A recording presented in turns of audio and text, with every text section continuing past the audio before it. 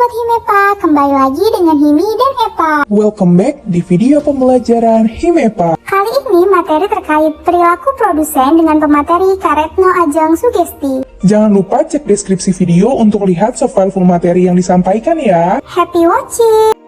Halo semuanya, kembali lagi di Privat Kelas Himepa dengan saya Retno Ajeng Sugesti dari Prodi Ekonomi Pembangunan 2020. Kali ini, Privat Kelas Himepa akan membahas materi pengantar ilmu ekonomi mikro. Di sini kita akan membahas 5 topik. Yang pertama, konsep produksi, yang kedua, faktor produksi, yang ketiga, fungsi produksi, yang keempat, jenis-jenis fungsi produksi, dan yang terakhir, teori produksi dengan satu faktor yang berubah. Langsung saja, yang pertama kita akan membahas tentang konsep produksi. Di sini ada barang. Barang merupakan alat pemuas kebutuhan-kebutuhan manusia yang wujudnya nampak bisa dilihat mata kita dan juga bisa diraba secara langsung. Lalu ada jasa. Jasa merupakan alat pemenuhan kebutuhan manusia yang tidak nampak, tetapi kita dapat merasakan manfaatnya.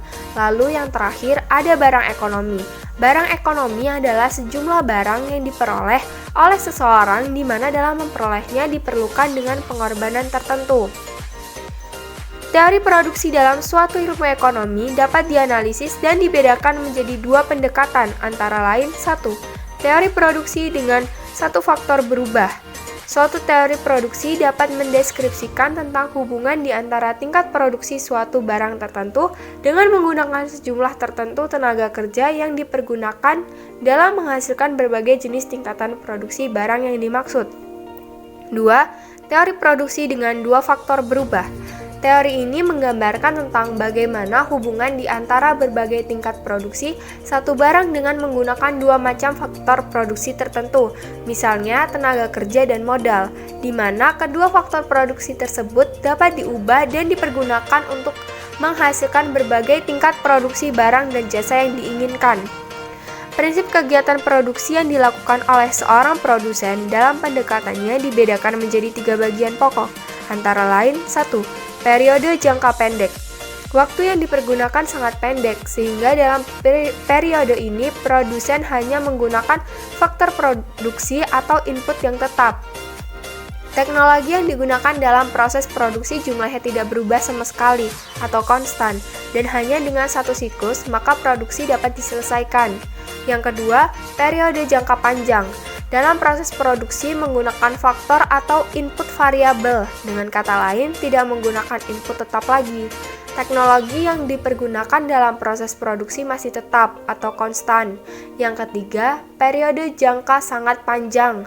Teknologi yang dipergunakan dalam kegiatan produksi sudah berubah atau fleksibel sesuai dengan yang dibutuhkan.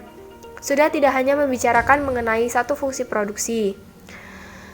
Selanjutnya kita akan membahas tentang faktor produksi. Di sini ada tanah dan sumber alam. Perlu kita pahami bahwa sumber alam merupakan suatu dasar dalam berbagai kegiatan baik pada sektor perikanan, pertanian, kehewanan, dan juga pertambangan. Sektor tersebut secara umum biasanya disebut sebagai produksi primer. Lalu ada tenaga kerja. Tenaga kerja ialah semua hal yang selalu bersedia dan juga sanggup untuk bekerja. Selanjutnya ada modal. Modal merupakan sejumlah tertentu faktor produksi yang dapat berupa benda yang diciptakan sendiri oleh manusia dan bisa dipergunakan untuk memproduksi barang dan jasa yang dibutuhkan. Yang terakhir ada keahlian atau pengelolaan usaha.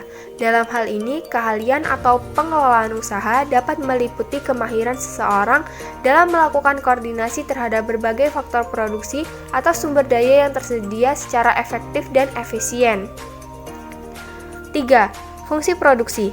Pada umumnya, fungsi produksi dituliskan sebagai Y sama dengan Fx, di mana Y menggambarkan hasil produksi. F sebelum tanda kurung menyatakan tergantung, yakni suatu fungsi dari, dan huruf X menggambarkan tentang suatu input yang dipergunakan. Apabila jumlah input yang digunakan lebih dari satu jenis, maka fungsi produksi dapat dituliskan sebagai Y sama dengan Fx1, x2, xn, di mana x1, x2, xn merupakan jenis input yang digunakan dalam kegiatan produksi. Adapun asumsi dari fungsi produksi tersebut di atas antara lain sebagai berikut. Fungsi produksi sifatnya kontinu. Fungsi produksi bernilai tunggal dari masing-masing variabel yang ada di dalamnya. Derivasi 1 dan 2 fungsi ini tetap kontinu. Fungsi produksi harus relevan, bernilai positif baik untuk input X maupun output Y. Penggunaan teknologi maksimal pada tingkatnya. Ada 4 jenis fungsi produksi. Yang pertama, constant return, merupakan hubungan yang menunjukkan jumlah hasil produksi yang meningkat dengan jumlah yang sama pada setiap satuan tambahan input yang digunakan. Yang kedua, ada increasing return, merupakan hubungan di mana satu satuan tambahan input yang dipergunakan dalam proses produksi dapat menghasilkan suatu tambahan hasil produksi yang lebih besar dibandingkan dengan kesatuan sebelumnya.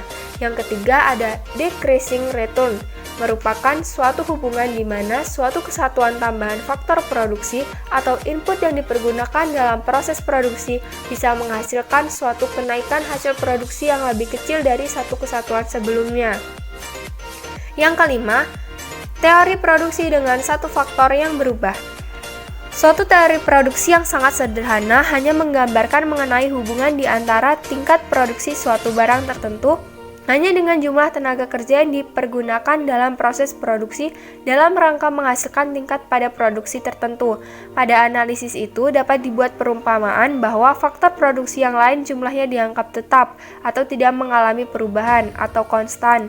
Di samping itu, teknologi yang dipergunakan dalam kegiatan produksi juga dianggap tidak mengalami perubahan sama sekali. Salah satu yang dapat dirubah di sini hanya faktor produksi tenaga kerja. A. Hukum hasil lebih yang semakin berkurang. Dalam hal ini, hukum lebih yang semakin berkurang dimaksudkan apabila faktor produksi yang sebelumnya bisa dirubah jumlahnya secara terus-menerus ditambah sebanyak 1 unit, maka pada awalnya produksi total akan semakin banyak pertambahannya. Akan tetapi, sesudah mencapai pada suatu tingkat tertentu, maka tambahan produksi tambahan akan semakin berkurang dan pada akhirnya akan mencapai nilai negatif. B. Kurva produksi sama atau isokuan.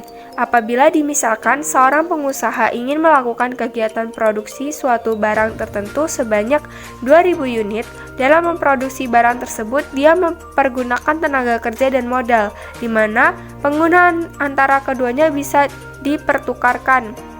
Melalui tabel 1 di bawah digambarkan 4 gabungan dari tenaga kerja dan modal yang digunakan untuk menghasilkan produksi sebanyak 2000 unit. Dari tabel di atas, gabungan F menunjukkan bahwa dalam produksi dibutuhkan 2 orang tenaga kerja dan 3 unit modal.